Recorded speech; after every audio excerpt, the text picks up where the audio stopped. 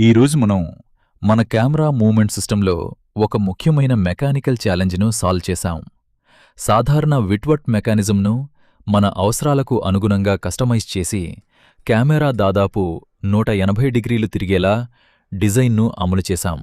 దీనికోసం ఒక thick round steel బార్ను తీసుకుని అందులో అవసరమైన స్లాట్ను తయారుచేశాం. ఆ స్లాట్లో పనిచేసే లింక్ మెకానిజంను అమర్చి చిన్న డీసీ మోటార్ ద్వారా రొటేషన్ను అందించాం. మోటార్ తిరిగినప్పుడు ఈ కస్టమైజ్డ్ విట్వర్త్ మెకానిజం ఆ కంటిన్యూయస్ రొటేషన్ను కంట్రోల్డ్ బ్యాక్ అండ్ ఫోర్త్ మూవ్‌మెంట్‌గా మార్చుతుంది. దీంతో మన కెమెరా ఆర్మ్‌ను ఒకవైపు నుంచి మరోవైపుకు దాదాపు 180 డిగ్రీల వరకు స్వీప్ చేయటం సాధ్యమవుతుంది. ఇది మన ఫీల్డ్ మానిటరింగ్ సిస్టమ్‌కు చాలా ముఖ్యమైన స్టెప్. ఇప్పుడు డిజైన్ను అమలు చేశాం.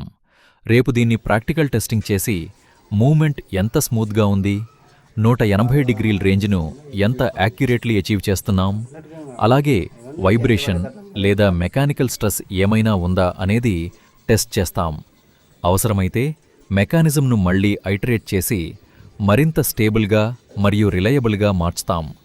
ఇది మన వజ్రకవాచ్ ఆటోనమస్ ఫీల్డ్ మానిటరింగ్ సిస్టంలో మరో ముఖ్యమైన మైల్స్టోన్.